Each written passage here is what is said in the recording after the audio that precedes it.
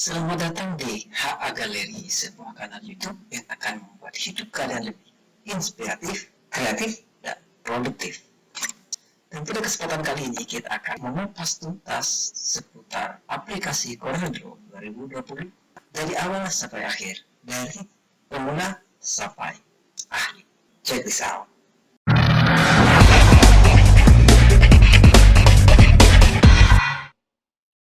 Di Workspace, kita harus menentukan bahwa menu yang kita pilih adalah menu default.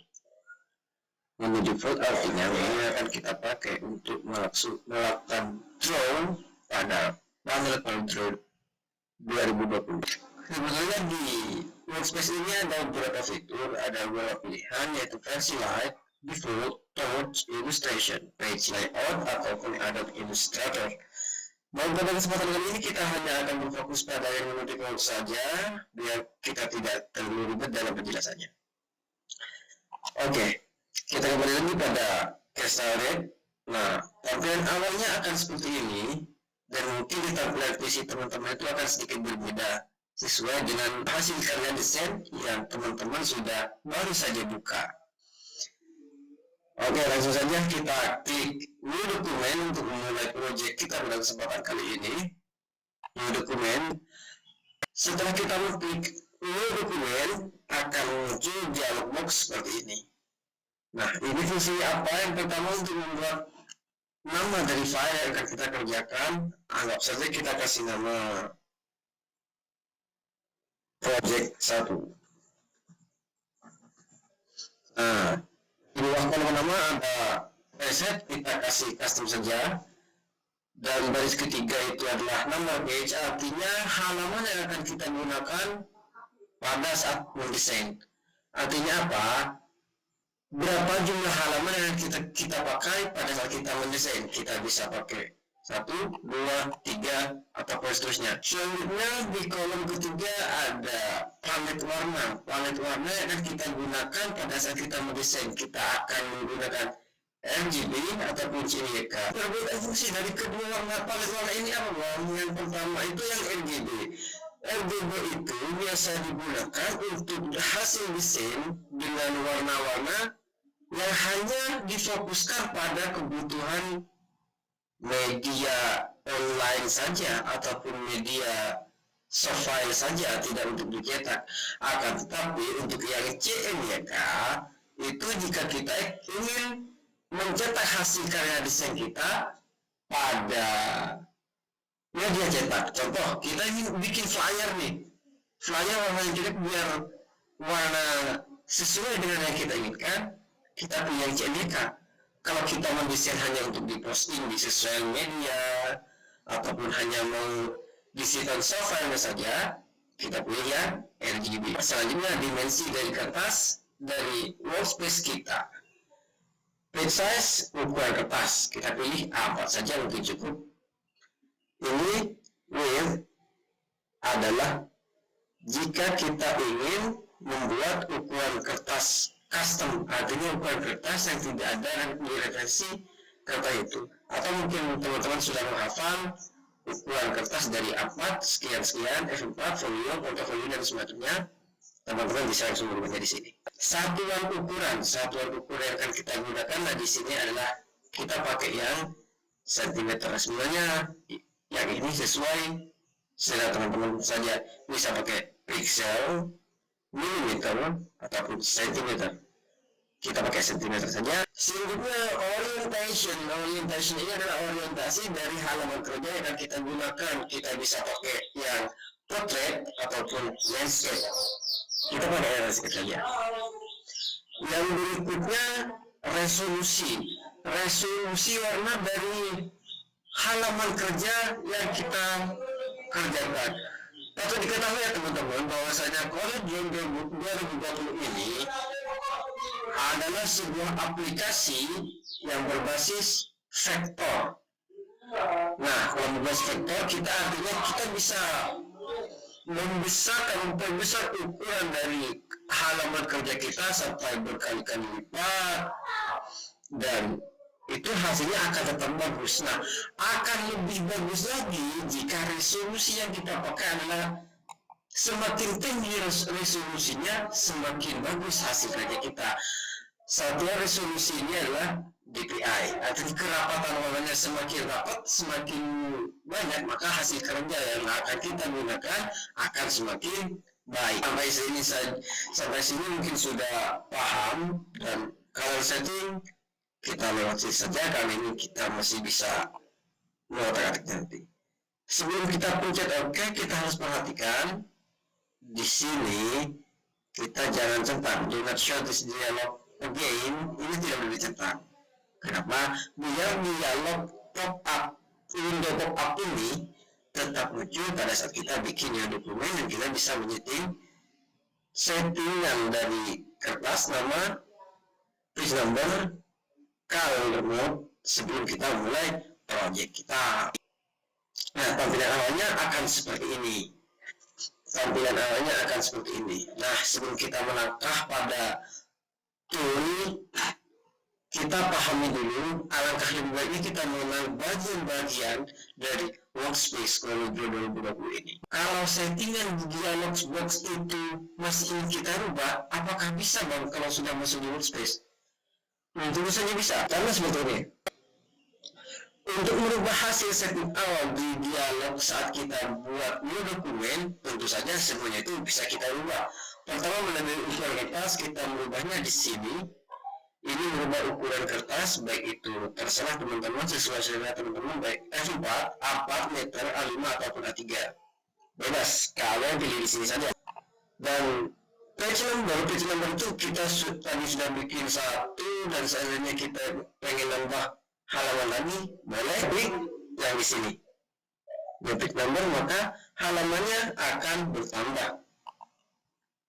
1, 2, 3, dan seterusnya. Satuan dalam ukuran ingin kita rubah juga di sini teman-teman. Di sentimeter, unit, satuan dan ukuran. Kita pilih yang sentimeter. Palet warna boleh. Palet warna kita tadi sudah mengambil yang RGB, dan kita ingin munculkan palet warna yang CMYK biar saat kita kerja palet warnanya ada lebih banyak pilihan. Boleh. Caranya seperti apa memunculkan palet warnanya? Yaitu kita klik menu Windows, di sini color palette. Ya, color palette ini kita centang ya. Kalau color palette ini sudah kita centang, maka akan muncul dialog seperti ini. Nah, di sini akan muncul dialog seperti ini saat kita mencentang menu color palette di Windows. Tadi kita sudah mengambil RGB. Saat kalau kita ingin menambah CMYK dan kita ingin menambah color warna CMYK, maka kita pilih ya CMYK, kita centang, maka akan muncul dialog box ini yang color palette yang CMYK seperti itu. Sampai sini paham ya? Dan untuk sekarang kita hanya akan fokus pada RGB palette saja, karena hanya RGB yang kita gunakan pada kesempatan kali ini. Selanjutnya, mari kita menggambar. Oke, ini tampilan yang akan kita kerjakan pada kesempatan kali ini.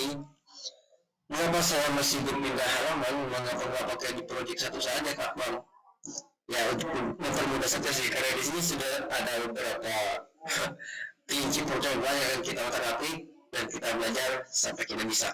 Teman-teman mengikuti ini dari awal hingga akhir dan tanpa di skip ataupun dijeda sedikit pun, maka teman-teman insya Allah bisa menggunakan Corel Draw 2020 dengan mahir. Karena saya akan menggunakannya secara rinci from zero to hero. Akan saya bahas secara detail sekali. Langsung saja kita sudah masuk di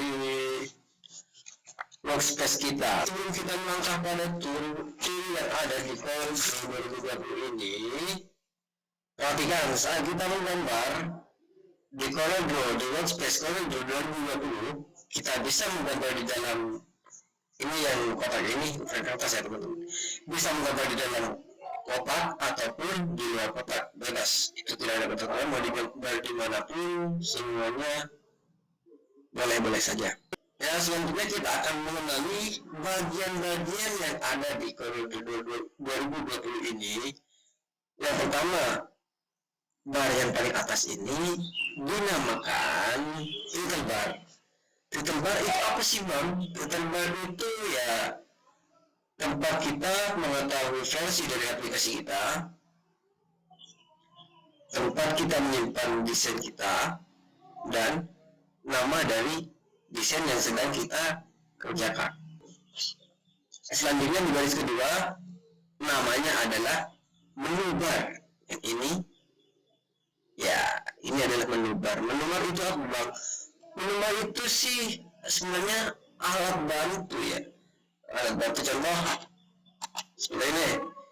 Itu ada menu bar. Kita mau bikin menu baru, ada menu bar di menu file.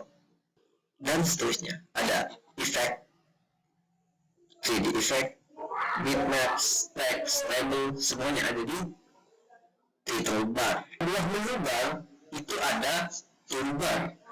Toolbar itu yang ini. Ini namanya toolbar, tempat kita export, import.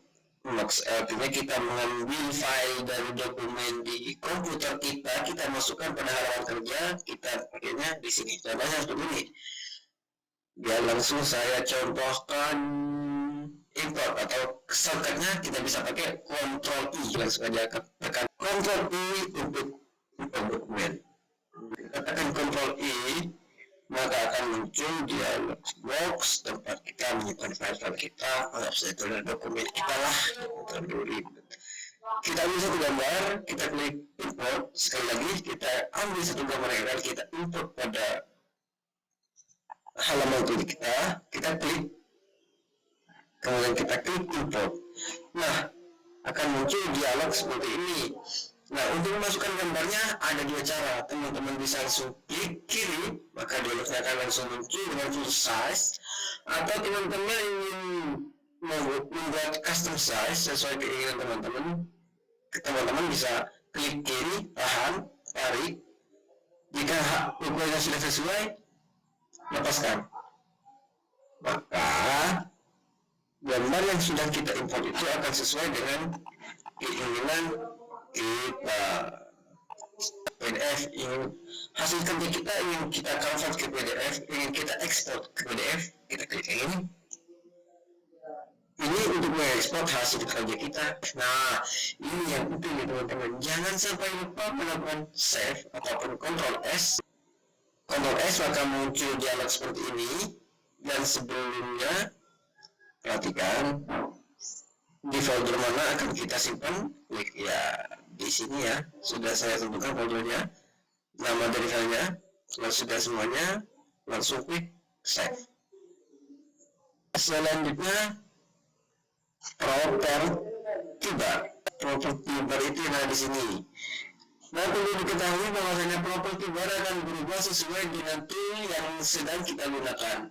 Kalau kita gunakan fitur, property bar-nya akan seperti ini. Saat kita tidak menyeleksi apapun, saat kita tidak mengerjakan apapun, anggap saja kita sedang tidak mengerjakan apapun. Maksudnya fitur kita tidak menyeleksi apapun, tidak menyeleksi file, objek apapun di halaman kerja kita, maka property bar itu akan fokus pada ukuran kertas, satu warna, pokoknya akan berfokus pada ukuran kertas dari workspace kita.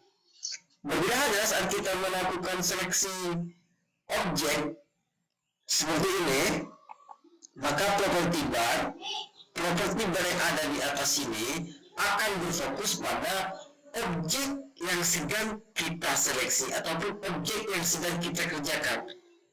Kalau kita memilih pada gambar ini, pada gambar foto ini, maka property bar-nya akan tampil seperti ini.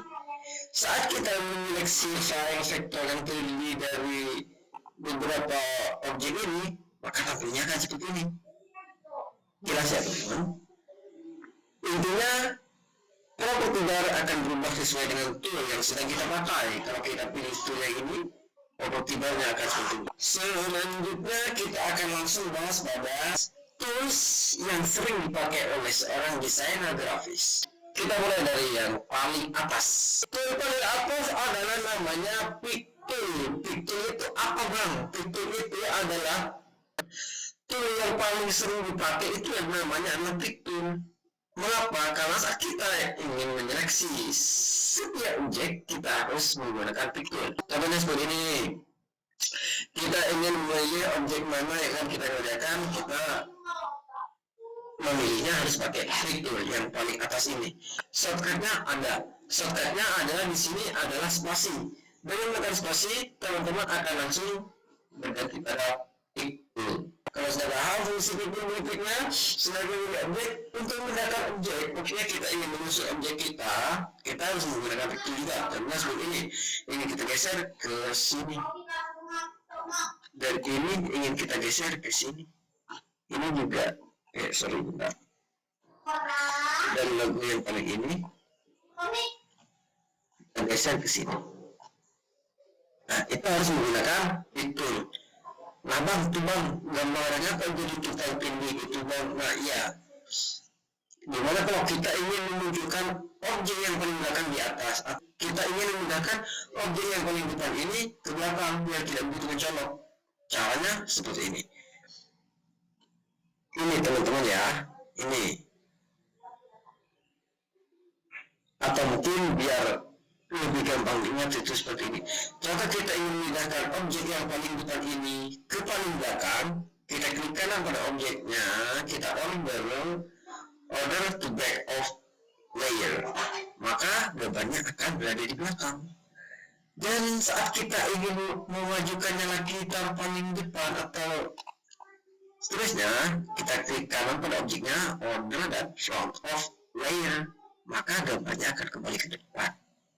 Fungsi dari piktul berikutnya adalah resize object, artinya kita mengukur ulang objek kita. Kita ingin memperbesar atau memperkecil ukuran gambar objek yang sedang kita kerjakan, kita pakai vektor. Contoh ini pengen kita besarkan, kita klik pada gambarnya, satu kali klik, kita tarik poin-poin. Nah, gambarnya agak otomatis besar. Catatan dari saya, pada saat teman-teman memperbesar atau memperkecil suatu objek, itu saya sarankan yang ditarik itu adalah pojoknya, jangan ditarik di tengah, di atas, di samping ataupun di bawah. Itu jadi gambarnya akan pendek teman-teman, jadi nggak presisi. Makanya kita tarik yang pojok saja dan gambarnya besar dan tetap presisi. Untuk klik pilih satu kali, tarik, maka objeknya kan memperbesar sesuai keinginan kita. Nah, tadi kan sekali klik, kalau kita double klik, jadi apa tuh bang? Ya kalau ada dua kali klik, maka tampilnya akan seperti ini. Ada seperti ini, jadi kita ingin untuk memutar objeknya, menentukan kemiringan dari suatu objeknya. Jadi nggak bisa bedain lagi dong bang. Ini mengatur kemiringan dari suatu objek. Selanjutnya kita beranjak pada tools yang kedua. Tools yang kedua namanya shape tool. Jadi dalam shape tool ada beberapa bagian juga. Ini shape tool. Itu udah, kita sekarang pindah ke shape tool. Shape tool itu apa? Shape tool itu fungsinya menambah atau mengatur ulang outline dari sebuah objek. Shape tool. Nah, contohnya seperti ini nih. Langsung saja kita contohin. Kita buat kotak dulu nih. Nah, di sebuah objek kotak ini kan udah ada outline-nya, udah ada kerisiannya. Dan kita ingin membuat custom atau kita ingin mengaturnya ulang, maka menu yang kita pilih adalah shape tool. Mengatur ulang kita. Nah, ini kan bentuknya kotak nih, outline-nya kotak nih. Dan dengan shape tool kita klik shape tool. Nah, kita akan bisa merubahnya lagi. Nah, dari kotak lancip jadi kotak lembut. Tuh. Fungsi shape tool itu seperti ini. Kita beralih pada tools berikutnya, yaitu crop tool. Dari kedengarannya sih udah gak asing sih buat teman-teman. Crop tool untuk memotong suatu objek. Caranya seperti ini. Kita fokuskan pada gambar momen ini dulu. Kita klik crop toolnya. Nah, di crop tool kita bisa memotong objek sesuai kebutuhan. Contoh dari foto ini, kita hanya ingin berfokus pada gambar bagian sini saja.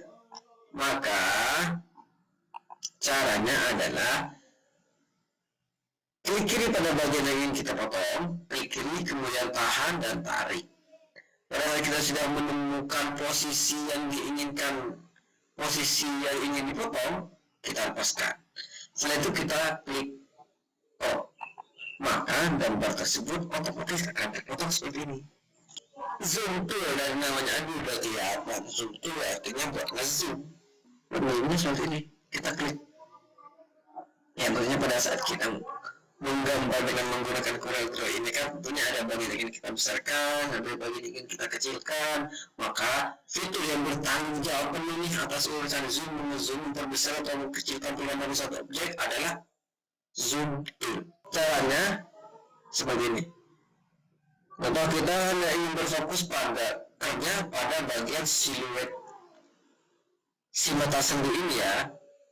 Langsung saja kita klik bagian sini, bagian yang kita zoom, klik kiri, tahan, dan tarik. Nah, maka akan berfokus pada bagian itu. Klik kiri dan tahan, kemudian tarik.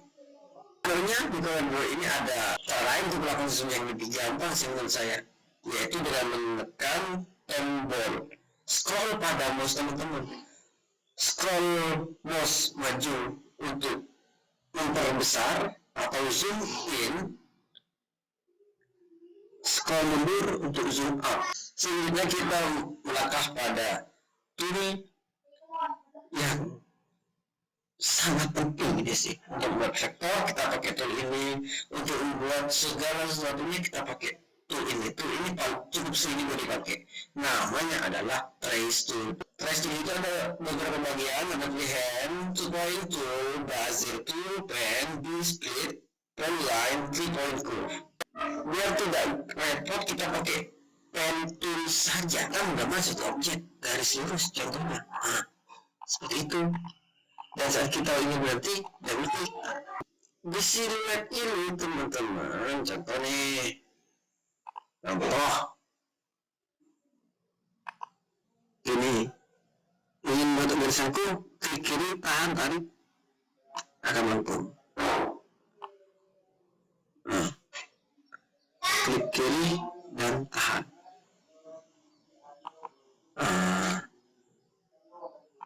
Klik kiri, tahan untuk melengkungkannya. Klik kiri, tahan, dan tarik. Ya, akan jadi seperti ini. Nah, kalau sudah terlanjur melengkung seperti ini teman-teman, ini aduh, biar nggak ribet. Caranya gimana nih? Aduh, kok nggak bisa lurus lagi? Bisa, caranya dengan tekan klik Alt. Maka itu sudah jadi garis terus lagi. Bisa buat klik pojok. Artistik media itu seperti ini. Jadi kita asal bikin garis ngasal saja itu akan jadi slide artistik. Namanya juga artistik, dia akan tetap rapi. Nah, biasanya tool ini dipakai saat kita ingin membuat sebuah ilustrator. Membuat ilustrator kita menggunakan tools yang ini. Kita akan kasih ini pada kesempatan berikutnya. Nah, sekarang kita melangkah pada rectangle tool. Kita membuat kotak. Nah, maksudnya seperti ini. Saat kita ingin membuat objek, maksudnya ingin membuat flyer, anggap saja membuat flyer, membuat poster, banner, tentunya kita membutuhkan garis tepian untuk ukuran dari banner atau flyer tersebut. Maka tool yang berjasa, yang bertanggung jawab atas hal tersebut adalah rectangle tool. Rectangle tool kotak. Jadi kita kalau bentuknya sudah kotak, bisa kita buat ukuran garis tepi. Cara berkotaknya gimana bang? Cara berkotaknya seperti ini. Kita klik rectangle toolnya atau shortcutnya adalah F6. F6 pada keyboard adalah shortcut untuk buat langsung menggunakan tool ini. Kalau yang nggak kelihatan seperti ini, seperti shortcut atau itu dicatat dulu sih teman-teman, biar nggak lupa gitu kan, biar nggak usah geser-geser lagi untuk cari shortcutnya yang mana tadi nih. Langsung saja teman-teman catat rectangle to, persegi 4 sesuai keinginan. 4 kotak. Caranya klik kiri pada bagian yang ingin kita buat, tahan dan tarik, klik kiri, tahan dan tarik, klik kiri, tahan dan tarik, klik kiri, tahan dan tarik untuk membuat persegi 4 sempurna presisi. Itu sulit. Caranya adalah dengan tekan Ctrl dan klik kiri. Klik kiri, tekan Ctrl, tarik magnet akan membuat kotak sempurna. Klik kiri, Ctrl, tahan, tarik, maka itu akan menjadi kotak yang presisi, artinya menjadi kubus, kotak yang sama sisi. Nah, ya, CTRL. Oke, sedikit kita singgung tentang palet warna biar berfungsi juga di sini. Palet warna yang di sini ini, cara menggunakannya ada dua cara. Cara yang pertama untuk mewarnai outline dari suatu objek. Cara kedua, fungsi keduanya untuk mewarnai bagian dalam atau inline dari suatu objek. Outline dan inline. Cara kerjanya seperti ini. Saat kita ingin mewarnai outline dari suatu objek atau garis luar dari suatu objek, yang kita gunakan pada mouse-nya adalah klik kiri. Contoh, di objek ini kita ingin beri warna kuning pada bagian outline-nya, klik kanan untuk outline. Nah, itu otomatis bagian luarnya yang akan berubah warna jika kita mengklik kanan pada paletnya. Kalau kita klik kiri, maka yang berubah bagian dalamnya. Ingat, klik kanan untuk outline, klik kiri untuk inline. Klik kanan untuk outline, klik kiri untuk inline. Kita beranjak pada berikutnya. Nah, berikutnya adalah untuk membuat lingkaran. Cara buat lingkaran seperti ini. Klik kiri dan tahan, klik kiri dan tahan, klik kiri dan tahan. Saat ingin membuat lingkaran sempurna presisi yang tidak penyok-penyok, klik kiri, CTRL, tahan, tarik. Klik kiri,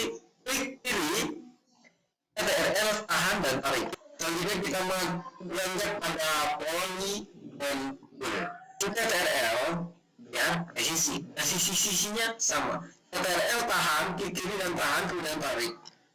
CTRL, klik kiri, tahan, dan tarik. Akan menjadi polygon dan sisi-sisinya bisa kita atur sesuai kebutuhan. Maksudnya kita ingin punya 32 sudut, tinggal kita ubah di sini 32 sudut penuhi, 16 aja deh, 16 sudut penuhi. Nah, contoh kita beli dulu ke kotak, review kotak dulu nih. Review kotaknya seperti ini, kita review dulu.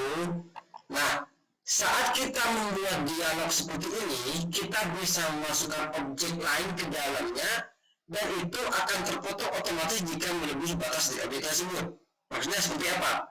Contoh, ini adalah ukuran dari, anggap saja ini ukuran dari postingan yang ingin kita gunakan di website yang akan kita gunakan, ukurannya seperti ini, nggak lebih. Dan kita punya gambar ini, dan gambar ini akan menempati posisi di postingan tersebut, maka kita masukkan saja. Caranya seperti apa? Caranya klik kiri pada objeknya, kita seleksi, kemudian klik kanan, kita pilih menu power clip inside, dan klik kiri pada di sini, set, maka gambarnya akan berada di dalam kotak. Selanjutnya kita melangkah pada text tool. Text tool fungsinya apa bang? Buat bikin teks lah. Seperti ini kita pakai text tool. Caranya seperti apa? Kita klik pada text tool, klik kiri pada di bagian mana saja terserah. Kemudian kita tinggal tulis pemburu senja.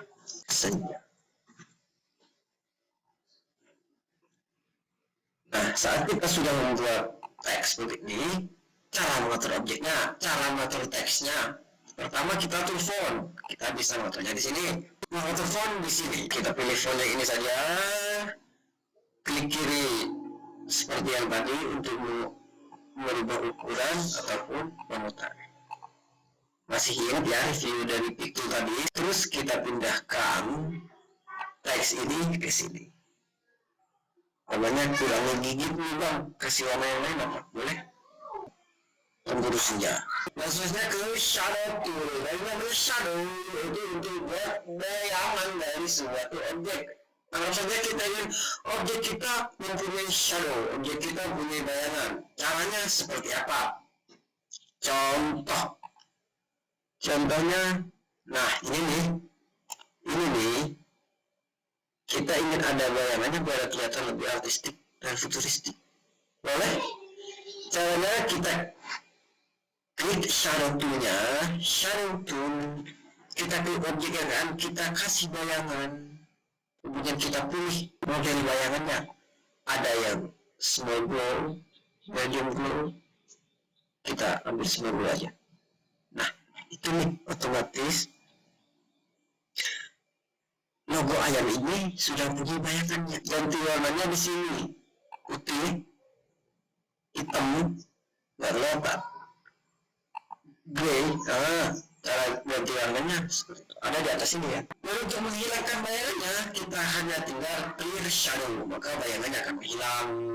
Shadow tool sudah, sekarang kita melangkah pada transparansi tool. Transparansi itu sesuai namanya untuk membuat suatu objek menjadi transparan, invisible, nggak kelihatan. Kita langsung eksperimen di sebelah sini. Kita buat kotak dulu biar kelihatan kan. Nah, ini akan kita buat transparan, nggak kelihatan. Caranya seperti apa? Kita klik transparansi dulu, kita klik objeknya, maka akan muncul dalam seperti ini untuk membuatnya menjadi rada rabun, nggak kelihatan, transparan. Nah, kita atur transparansinya sesuai kebutuhan. Nah, ini kan transparannya perlu tuh bang, begini juga kelihatan. Kalau kita hanya pengen pada bagian tertentu saja di objek itu yang nggak kelihatan, caranya seperti apa? Kita hanya ingin membuatnya transparan pada bagian atasnya saja, kayak rabun-rabun, kabur-kabur gitu. Bisa pakai tool yang mana? Tetap transparansi tuh. Caranya transparansi itu belum kita apply kan, objeknya sudah kita seleksi, kemudian caranya klik kiri pada bagian yang ingin kita transparansikan, klik kiri tahan dan tarik ke atas. Nah, otomatis gambarnya akan jadi transparan pada bagian atas saja. Nah, transparansinya bisa kita atur juga teman-teman. Kita lebih transparan, kalau ke atas lebih kelihatan. Kalau kita sekiranya transparansinya sudah pas sesuai kita inginkan, kita kembali lagi ke Pictool.